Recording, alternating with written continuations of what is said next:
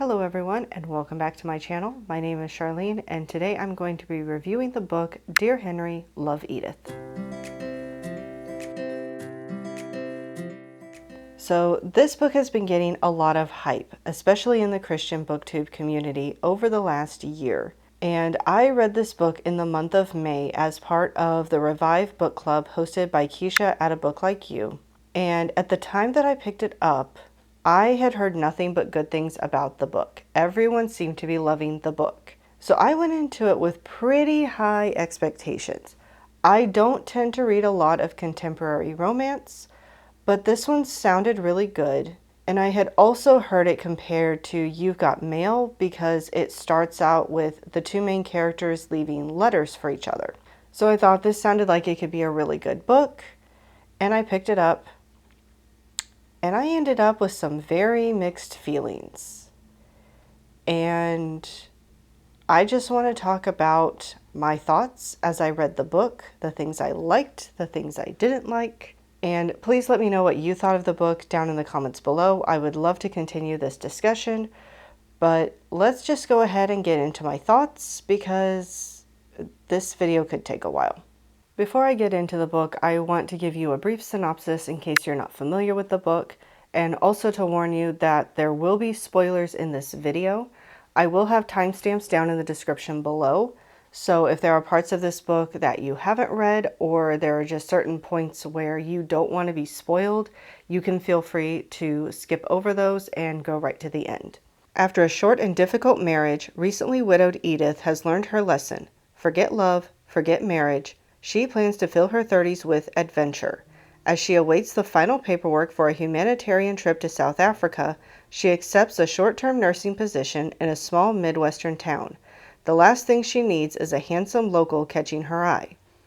Henry Hobbs isn't exactly thrilled to have Edith, who he assumes is an elderly widow, dumped on him as a house guest for the summer, but he'd do almost anything for his niece, especially since Edith will be working nights and Henry works most days. When he and Edith keep missing each other in person, they begin exchanging notes. Short messages at first, then longer letters, sharing increasingly personal parts of their lives. By the time Henry realizes his mistake, that Edith is actually the brown-eyed beauty he keeps bumping into around town, their hearts are so intertwined he hopes they never unravel. But with her departure date approaching rapidly, and Henry's roots firmly planted at home, Edith must ultimately decide if the adventure of her dreams is the one right in front of her. Now, there are a couple of things with that synopsis I want to point out right off the bat before I get into my specific thoughts on the book and get into spoilers that I feel like could be slightly misleading. One is the mention of the letters, that they start writing letters, they start out short and they get to be longer letters. This makes it sound like they're writing letters for most of the book and that they're writing a lot of letters. In all actuality, the main letters that they write in the book are written within the first 10 chapters of the book. And there's only really about 4, 5, maybe 6 of them in that part of the book. There are a few sprinkled out through the rest of the book, but most of them happen in the first 10 chapters. The other thing is that it makes it sound like the reason they keep missing each other is because of their work schedules. But honestly, their work schedule is not at the root of why they keep missing each other. It's more so of she happens to leave the house while he's still there and vice versa. Or before he gets there, I should say, and vice versa. Because for the first few days that she's there, she's not working yet. She's getting moved in, she's getting to know her boss and things like that. She's not actually working yet. So there are some things about this I thought I knew going in, but I think it was because the synopsis was a little bit misleading. So I just thought I would clear those up before I get started. And that brings me to my first initial thoughts on the book, which are going to cover the first 10 chapters. This is the part of the book before anybody finds out who anybody else is. And I tried to write down notes as I went in the book, but some of them I didn't write down until after the fact, when I got a little bit later in the book and realized Oh yeah, I was thinking this at the beginning. I should probably write that down. And I didn't vlog or record any of this because I didn't realize my thoughts and opinions were going to be so all over the place with this book. So unfortunately, you're just getting all of my thoughts now. So within the first 10 chapters of the book, I was really enjoying it. It was kind of fun as the reader watching these characters trying to navigate the person they're staying in a house with without realizing who the other person actually is. Although there are a few times when they meet each other outside of the house, so they don't realize the person they're meeting is the person that they're rooming with. So those were kind of fun as well.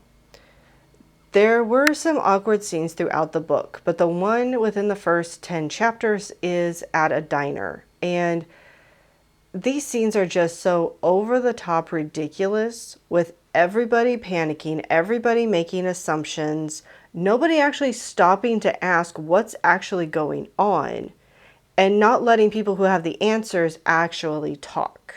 These honestly are the kinds of scenes that when I watch rom-coms, I'm turning away from the TV because the secondhand embarrassment is just too much.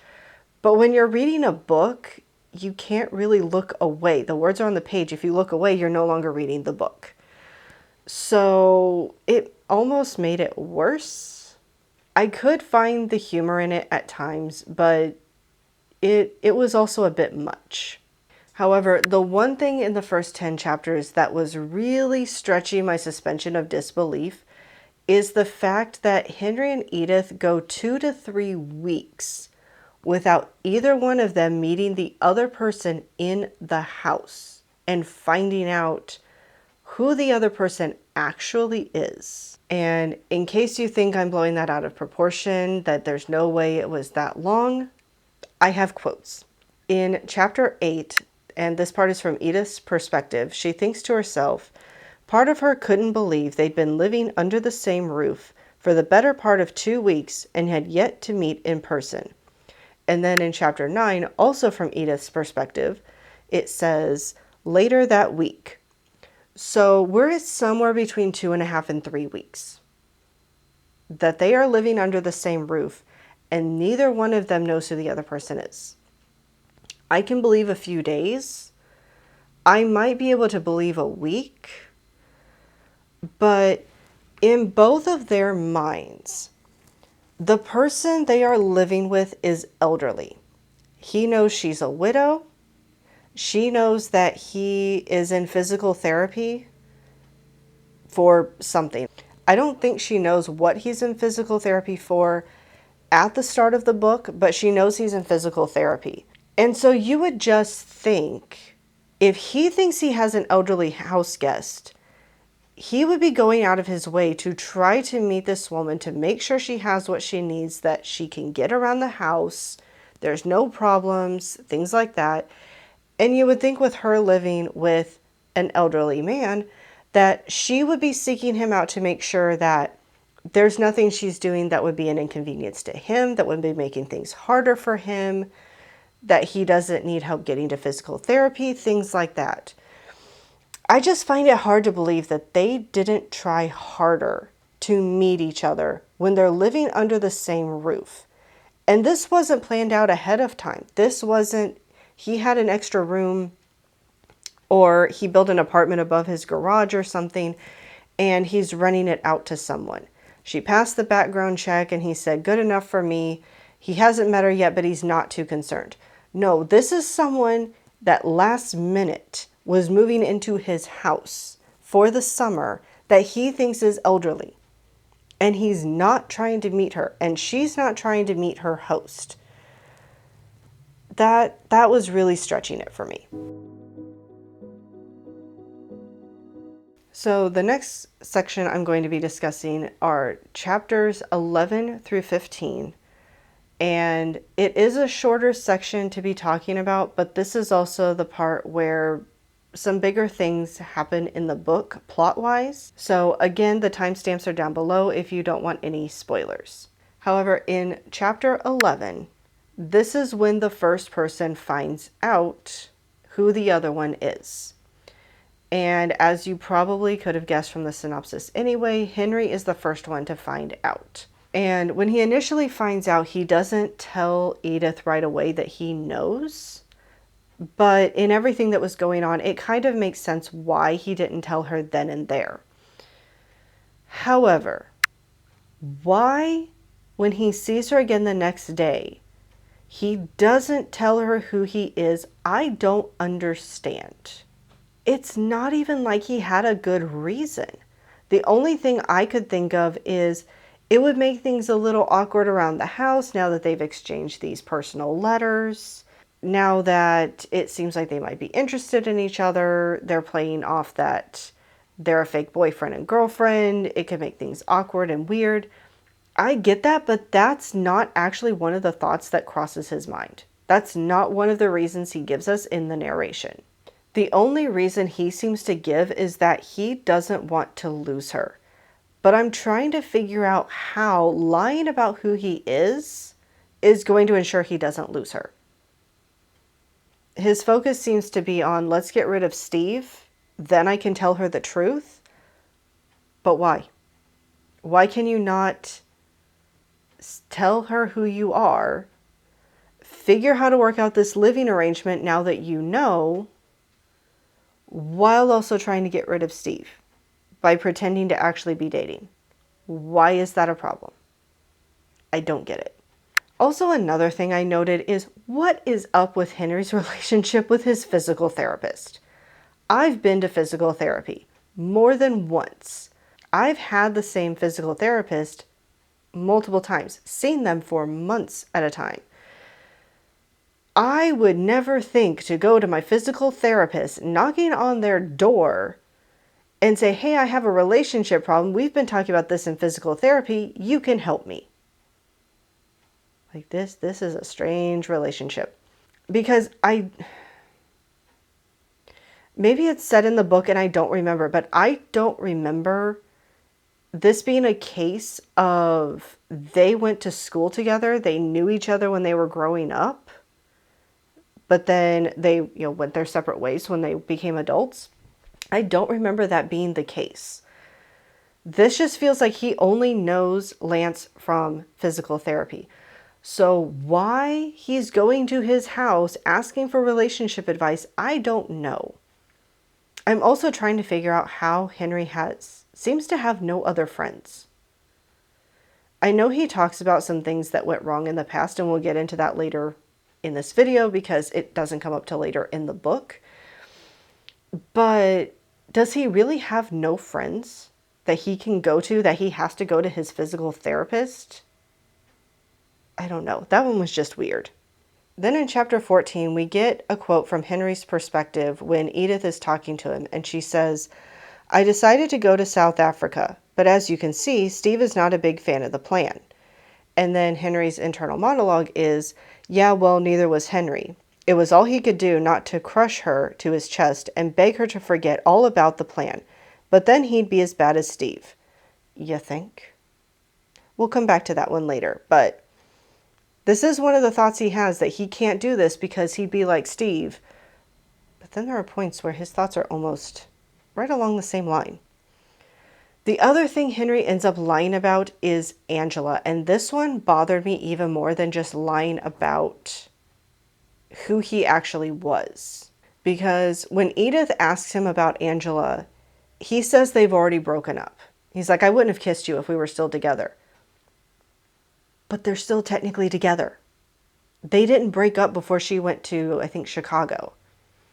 She said, let's take some time apart, this time that we have apart, to think about our relationship, decide if we want to stay together or not. And so that's what they were both going to do. Henry kind of knows he wants it to be over. Angela probably does too. But they have not officially broken up. And to tell Edith that they had when they hadn't, that's a lie that bothers me even more. Because the thing is, he doesn't know if Angela wants to break up with him or not. He knows he would like to break up with her. But he doesn't know how Angela feels, and Angela doesn't know that he wants to break up with her. So this is not fair to her or to Edith. And then in chapter 15, Edith finds out the truth as well. thanks to talking to Henry's niece. She then realizes Henry was lying to her, but decides she's okay with it and she's going to keep up the lie, not tell him that she knows because it'll make things awkward. She's the one that actually points out that this would make things awkward if we both knew that we knew. But it still doesn't make it okay. Though I understand her viewpoint of, well, he's already lying to me. So, sorry if things moved. The camera died again. Now, already knowing that he is lying, I can kind of forgive her a little bit for lying because she's just going along with his lie without him knowing about it. But it's still not entirely okay because it is still an awkward situation because she knows who he knows who she is, and they're living in the same house. Now, granted, he can't technically get upstairs because of his knee, but that doesn't stop her from being downstairs. So, yeah. All right, the next section I'm going to talk about is chapters 16 through 23, which will take us about 60% of the way through the book. Oh, did I have a whole lot more problems with this book at this point? So, let's just start with Henry. I realized when I got to this point that Henry is talking about how much he loves Edith and how much he wants her to stay at the end of the summer and all of that. And I realized that by this point, he knows very little about her. And she knows very little about him. He does know about her marriage because of the letter that she wrote when she thought he was older Henry. But other than that, he doesn't know much about her at all. I feel like even as the reader, we don't know much about her. We know her parents didn't agree with her marriage, but that's really all we know about them. We don't know if she has any siblings. I gather that she doesn't because it never comes up. But Henry, for someone who claims to love Edith, he doesn't know anything about her childhood, what her growing up was like. He hasn't really talked to her about her dreams. He knows she wants to go to South Africa, but that's really all he knows. So it feels like his love for her, so to speak, is very surface level. He's attracted to her looks. She seems like a nice person. And that seems to be about all he has to go on. And despite all of this, he's not thrilled that she wants to go to South Africa. His thought at this point in the book is, I need to figure out how to convince her to stay here with me after the summer is over instead of going to South Africa. Now, if Edith had made this decision, say she and Henry had gotten married, and a few years later she's like, I want to go to South Africa, 100% that is a decision they should make together. Are they going to go together? Is she going to go by herself? Are they not going to be able to afford or make things work for her to be able to go at all? That's something they would discuss as a couple. However, Edith is a widow. She's married to no one. And this is something she wants to do. And this is something she has technically made a commitment to. She's already gotten her passport. She's already talked to the people in South Africa. She's waiting for her passport, but she already has her passport. She's in communication with the people in South Africa. They're expecting her. This is not something Henry should be able to just jump in and change. But that's what he wants to do. And that bothered me a lot. My thought at this point was, if she doesn't end up being able to go to South Africa, if she ends up changing her mind and staying with Henry instead, I was going to be very upset. Because this was her dream since she was a child. She at least deserves the chance to do what she wanted to do. And if it doesn't work out, it doesn't work out. But she deserves the chance to find out. And Henry's thought of, I need to figure out how to keep her here with me instead, really rubbed me the wrong way. So I think my biggest question with Henry at this point was, why don't you offer to go? I know he had the family business to run, so maybe that's why he didn't offer to go. Why can't he look at, okay, she's going to be gone for a few years. I'll be here when she gets back. Why can't something like that come up? And it bothered me that it didn't. Now, from Edith's perspective, she got married young. It ended up not being a good marriage. She's now widowed. She's free to live her life the way she wanted to lead it, in a way that she wasn't able to when she was married. She had these dreams when she got married, and she thought her husband did too, but then he changed his mind, and they didn't happen. Now she has the freedom to do what she wanted to do, and I don't fault her for that. She also has the mindset of, I'm not looking for a relationship. I don't want to get married again. And the fact that this guy, who claims to love her, can't accept that. And I don't know if it was in this part or a later part. I think it's in a later part, so I won't mention it here. But like I said, she doesn't want to get married. And Henry is ignoring all of that.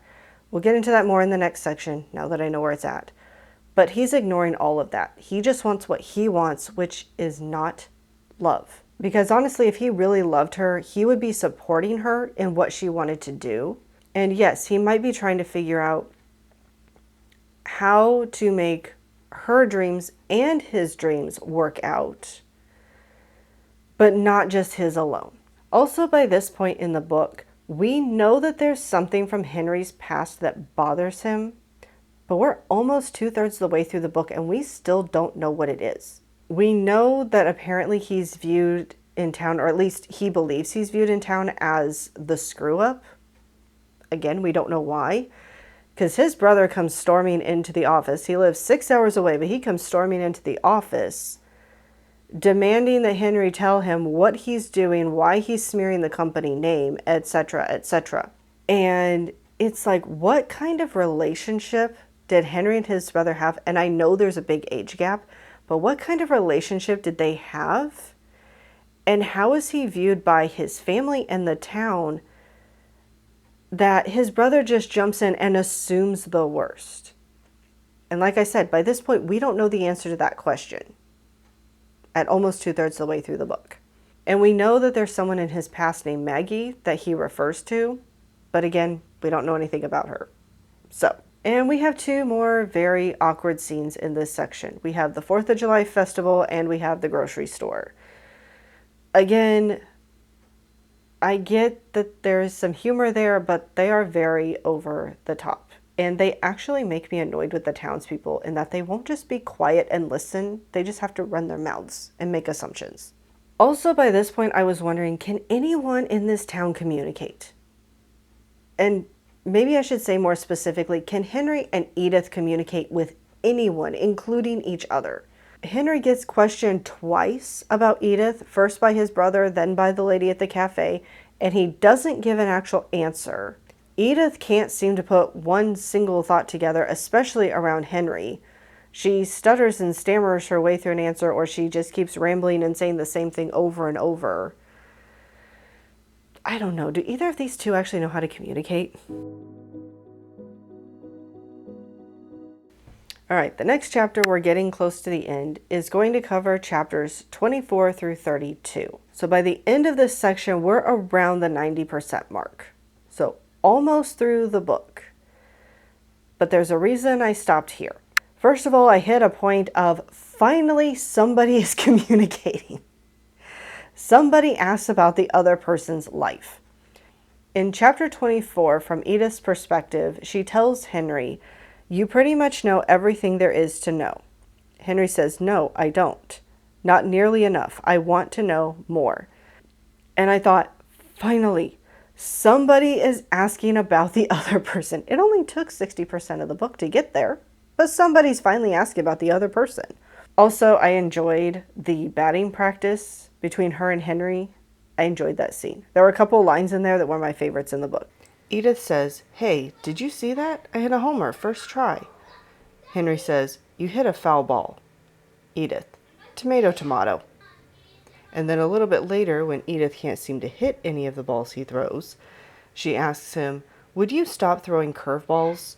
To which he says, "The only curve my pitches are making is downward, because that's how gravity works." But then Henry becomes a jerk again, because Edith tells Henry about her dream and that She wants to go to South Africa. This is why she has the dream.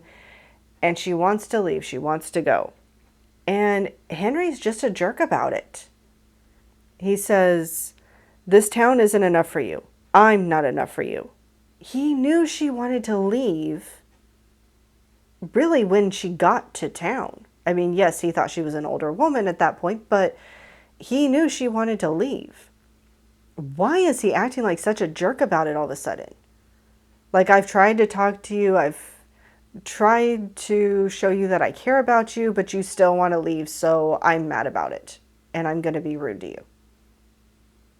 No, not okay, Henry, not okay.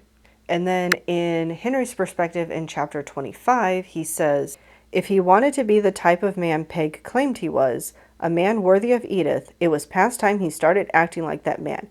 Amen, Henry. Amen. Because you have not up to this point.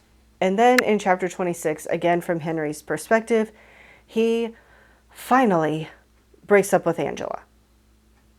It took him long enough. But also, he's fine that Angela's been dating someone else because, you know, he's been cheating on her too, I guess.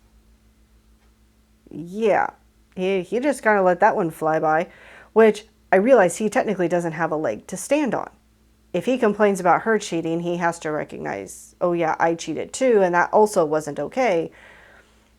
So he just decides to go with, yeah, okay, whatever. I don't really care what you've done. It's over between us, so let's just move on. And then, not long after that, we find out that Edith's husband had cheated on her. She figured this out from someone who came to visit him when he was dying. She never told her husband she knew, but she knew. And that makes Henry's cheating with Angela, or I should say cheating with Edith on Angela, even worse. Because this woman's already been cheated on. She's already been through a lot. She's already been cheated on. And now you're cheating on her and you don't tell her. It's not okay to cheat in the first place. It's not okay to tell in the first place. This is someone who needs to know. Because if she finds out, her trust in you is going to be gone. And then finally, later in this section, I don't have the exact chapter number written down. Apparently, I forgot to do that. Henry starts to finally have the right idea. Let Edith go and live out her dream. Do what she wants to do, even if it means leaving him behind. But then, soon after he decides that, he changes his mind again. Can you just pick one? And then he left her behind to do the interview by herself with the reporter. And I get it was a big job opportunity. He needed to get down there pronto, but could he not have been more forceful with the reporter and told her, come back later? You figure out your live TV issue, come back later. Instead of just walking out and leaving Edith.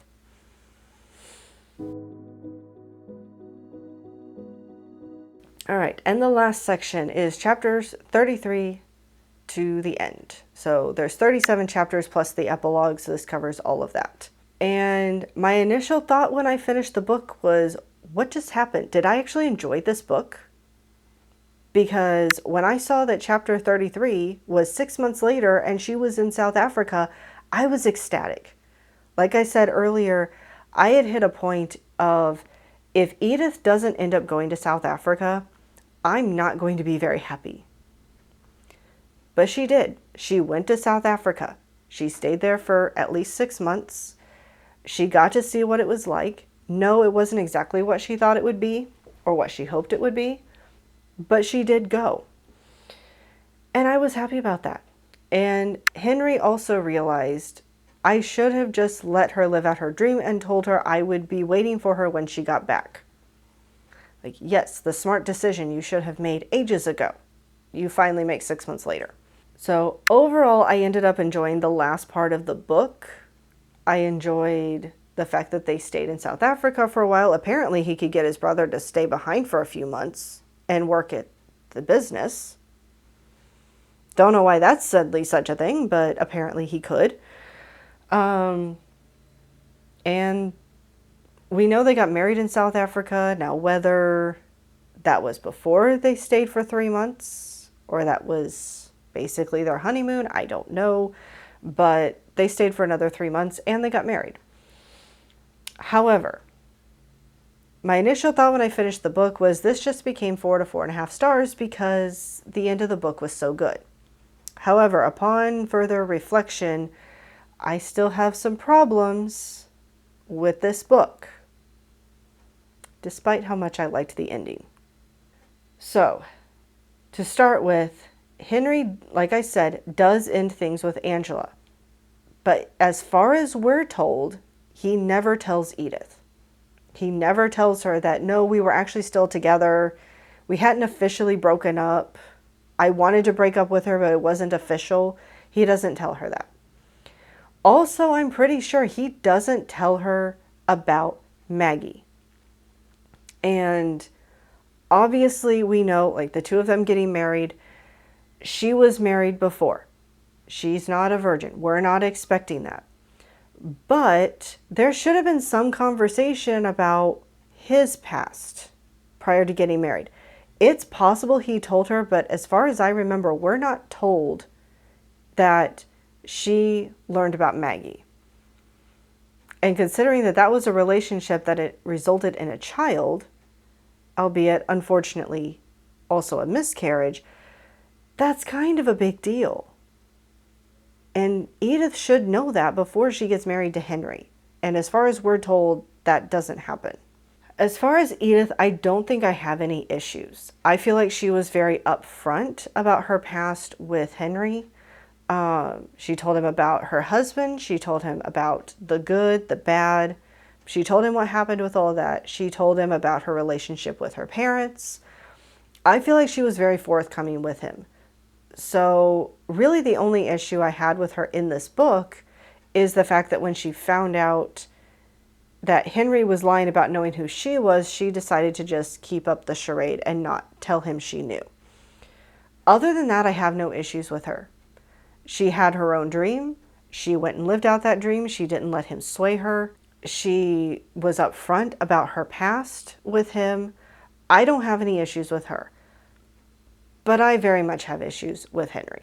All right, so those are all of my long, rambly thoughts about this book. Again, feel free to let me know your thoughts on the book down in the comments below. Whether you agree or disagree with me doesn't matter to me. I just want to talk more about this book with people if they want to talk about it. I don't know how often I'm going to be doing book reviews on this channel. I think most of it would depend on how I feel about a book and if I feel like I have enough to talk about. This one I obviously did. I had some very mixed opinions on this book. There were parts I liked, there were parts I didn't like. Although I realized this review mostly focuses on what I didn't like. But what I liked is not as easy to go into because I just say, I liked this and move on. Versus, I didn't like this, let me ramble about why. So, anyway, again, I hope you enjoyed this video. Feel free to continue the discussion down in the comments, either with me or with each other, doesn't matter to me. Also, if you enjoyed this video, please feel free to hit like and subscribe down below. I hope you all are having a wonderful day, and I'll see you later.